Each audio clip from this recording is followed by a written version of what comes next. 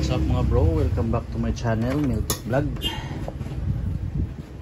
Ito mayroon tayong share Extreme 43 inch. So problema nito is walang power. So testing natin. Plug in. So mapapansin natin wala talaga. Ayan. No power. So buksan natin mga bro. Ito nabuksan na natin. Ang design niya nakadikit sa frame yung kanyang mainboard. So ang gagawin natin, tanggalin natin to para disassemble natin. Nakadikit kasi yung mainboard niya sa kwan. Yan o. Ito yung mainboard.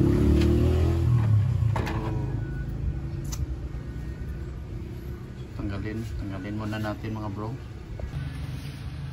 Tuloy tayo. So ito na mga bro. Tinanggal natin sa kasi walang espasyo. Yan o. So yan yung kanyang backlight. Ito yung top board, tinanggal natin kasi hindi tayo pwedeng dyan natin ayusin kasi walang space yung design ito. Extreme.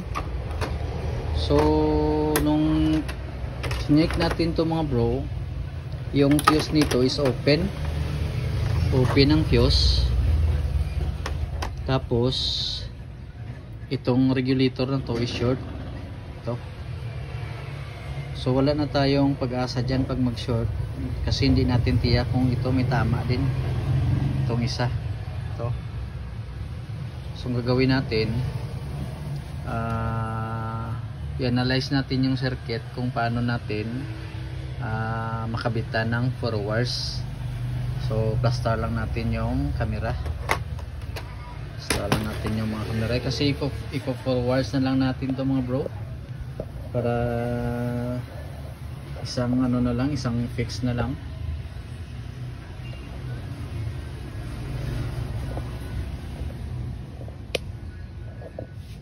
So ito.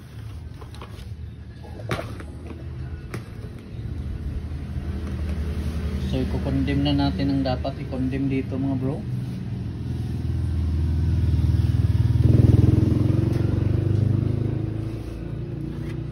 So ang gagawin natin, ihahang na lang natin tong pieces na to.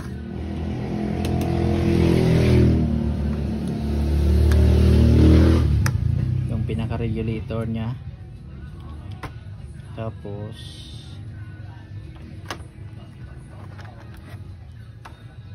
itong diode, tanggalin na natin to.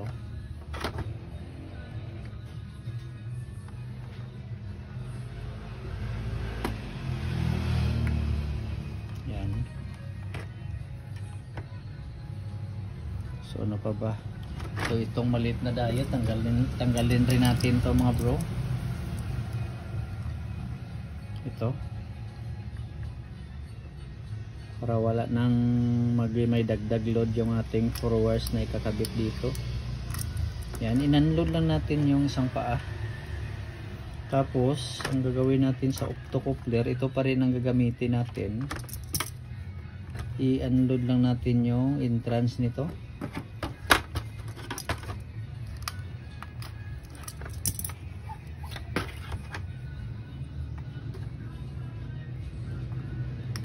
Yan.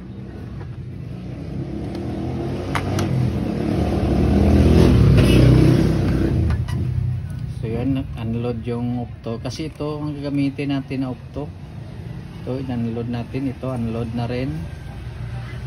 So wala na, pwede na yan.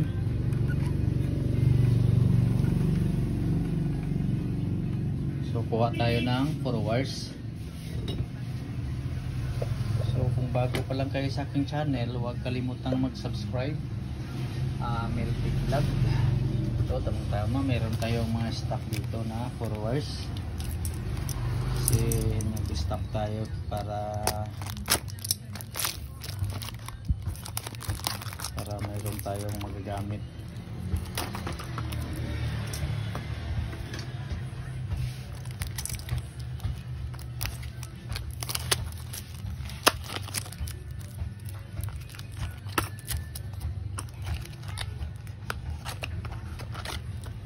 So ito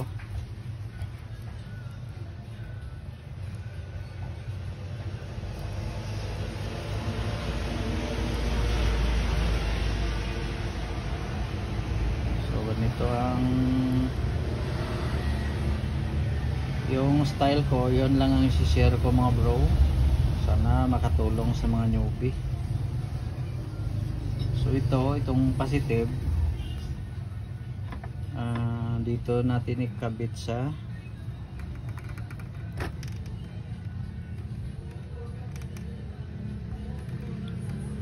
out ng regulator. So papasok siya sa 300 volts. Yan, may data yan, pag silipin mo sa ilalim, so dyan ang bagsak nya sa negative ng diode diretso sa paa ng 300 volts. Tapos itong black base sa diagram ito mga bro, dito natin i-connect sa common sa negative ng ating main filter. Yan. Tapos ito mga bro, ang ginagawa ko rito, hindi ko na ginagamit itong mga bro, itong trimmer. So ang gagawin ko, yan, load ko itong optocoupler para walang trimmer, para fix yung voltage na papasok. Kasi pag may trimmer, delikado yan. Pag masira yung trimmer, magloko, sigurado magwa-wild yung out nyan.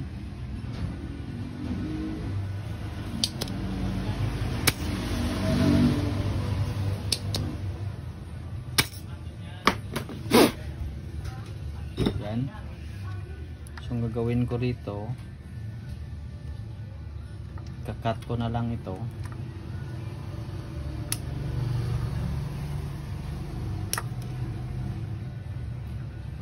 Tapos dito na ako, ito yung maging primary natin sa ating optocoupler.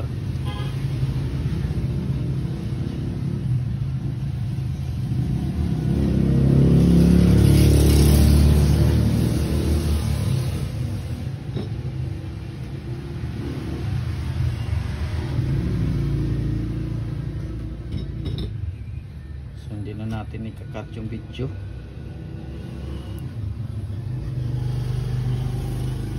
Isa sa isang paa din ating optocoupler.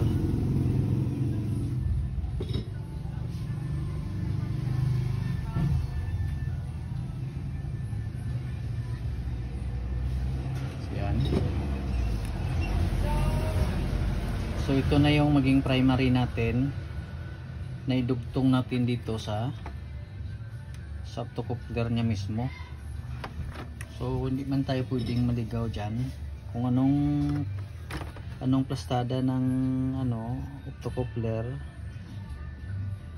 anong posisyon nya. So dyan din natin idugtong.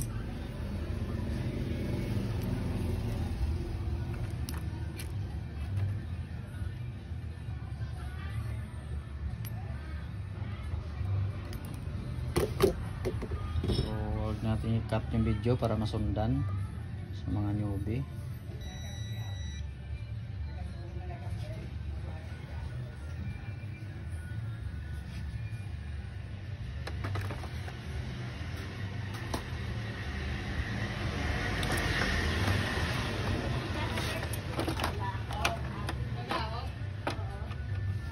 So halimbawa ganito yung posisyon. So yung dilaw dito na side sa left side ng ating sa entrance ng optocoupler. Ito.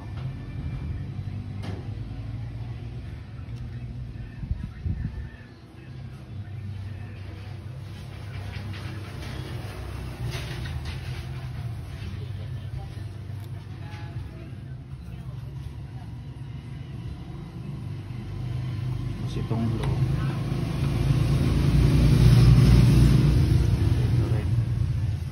So ganyan ang actual ng ano ng optocoupler yan mga bro. Ano, tinanggal lang natin, ganon siya. Yan. So ganon din ang ano, ito yung gagamitin natin yung sa kanya. So yan lang. So try natin kung may supply na ba.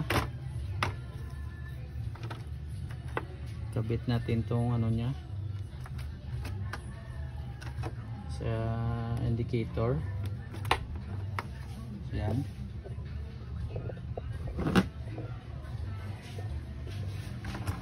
So ito yung indicator niya.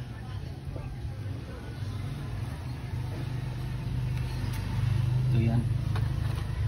So ganyan lang mga bro. Ay ano lang natin para hindi mapahaba yung video. Ganyan lang muna.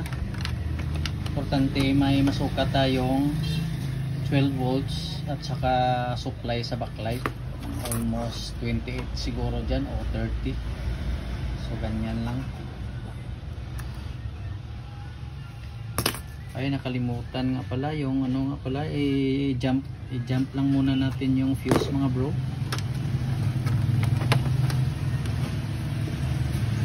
Hanap lang muna tayo ng pang-jump sa fuse.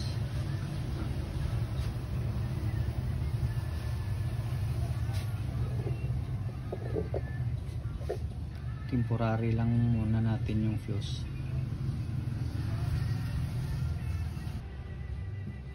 Yan. So jump lang muna. Importante mapa-out muna natin siya. So nasundan itong red diretso yan sa out ng ating regulator MOSFET. Tapos itong negative sa negative ng ating main filter. Tapos ito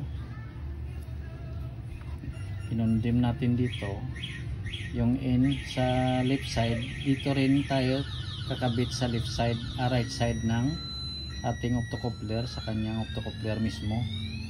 So yan. So hindi tayo pwedeng magkamali. So ngayon subukan natin kung may supply na ba tayong masukat, kung may out na ba. Yan.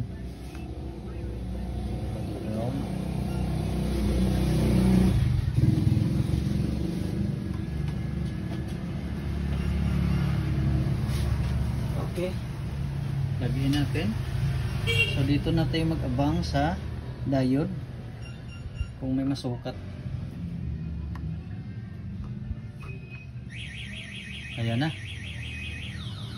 So yan na mga bro, mayroon na tayong 12 volts. Tapos dito so mayroon na din tayong 34 sa backlight. Ito mga bro, ito ibarang puntahan 35. So ito 12 sa mainboard pupunta yan. So yan lang mga bro kung paano tayo mag-convert sa power supply. Pag problema yung power supply, pwede nating idaan sa 4 wires. Power na siya mga bro, you know. Yan. Kung na-fix na natin dyan sa kanyang panel, so final test tayo.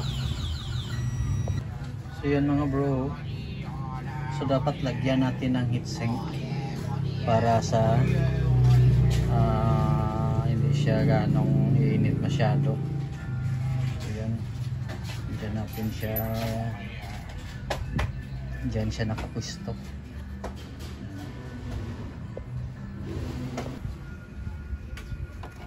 So yan na siya mga bro. Yun ang pisa doon sa dulo. Nandiyon nakalagay sa dulo. Yan o. May sink. So ganitong model. Walang espasyo. Ribbon yung pinaka ano nyo. Kadikit pa sa ano yung mainboard. So final test tayo. Tingnan natin kung may display. Plug in. So yan ang power. So on lang natin. On.